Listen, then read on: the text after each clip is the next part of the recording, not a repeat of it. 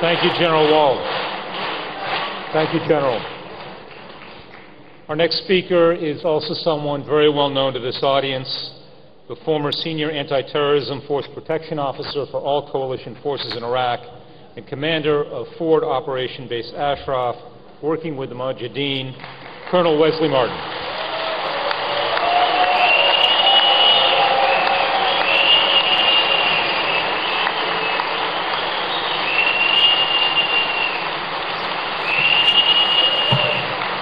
Thank you, ladies and gentlemen. I noticed my good friend Dave Phillips choked up a little bit when he was talking about this surrender of weapons being violated, and you have seen me on this stage or other stages doing the same thing. And that comes out of passion, that comes out of love for our fellow people of Ashraf. I started to say warriors, they don't have weapons anymore, but they are the finest soldiers for democracy in the world, and they are covering the front line for democracy today.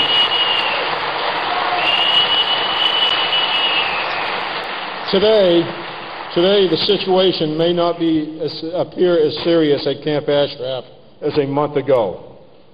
The truth, the situation is getting more desperate. Maliki did not provide extension to the deadline because he is a good person. He is far from that. If Maliki really wanted to do the best thing for Iraq, he needs to go back to Damascus.